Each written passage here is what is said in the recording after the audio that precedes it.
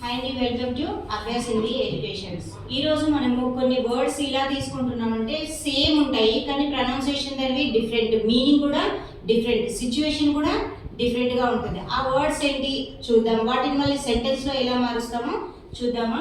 చూడండి, ఇక్కడ గరీబ్ అంటే గరీబ్ అని ఇక్కడ తెలుగులో కూడా ఇచ్చాను, పేదవాడు. ఓకే, గరీబ్ అంటే ఏంటి? పేదవాడు. గరీబీ అంటే పేదరికం. చూడడానికి రెండు సేమ్ గానే ఉన్నాయి.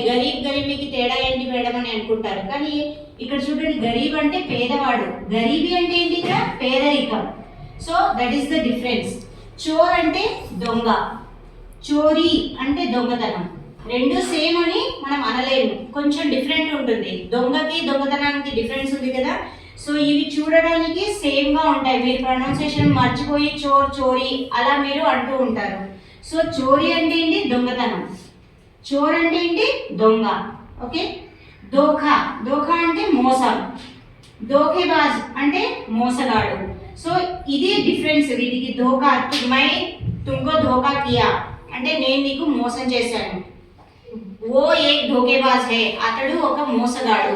సో అర్థమైందా? ఇక్కడ ధోకా అంటే ఏంటి? మోసం కదా. वो मुझे धोखा दिया. धोखा दिया అంటే నాకు మోసం చేశాడు అని. ఓకే, वो एक धोखेबाज है.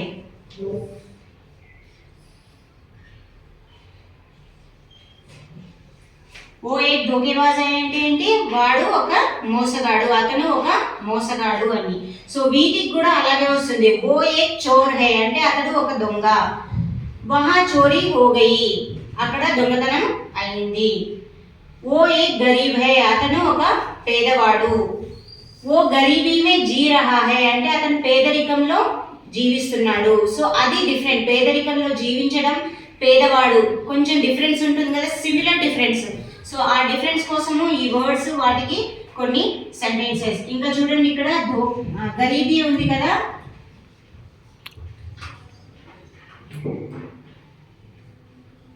అమన్ గరీబ్ హై. అమన్ పేదవాడు. అమన్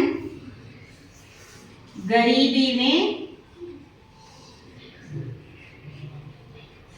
जी रहा है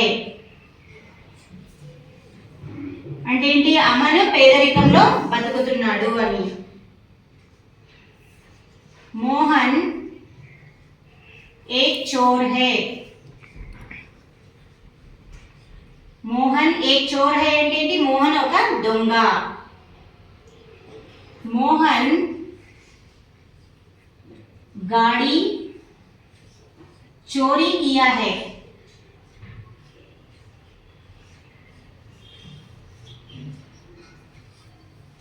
చోరీ కియా హై అంటే మోహన్ బండి దొంగతనం చేశాడు. సో ఇది డిఫరెన్స్. సో దొంగకి దొంగతనానికి, పేదవాడు పేదరికానికి కొంచెం డిఫరెన్స్ ఉంటుంది. వాటిని బట్టి మనము సెంటెన్స్ వాడాలి. సో ఇలాంటి మరికొన్ని వీడియోస్ కోసం మా ఛానల్ని సబ్స్క్రైబ్ చేసుకోండి.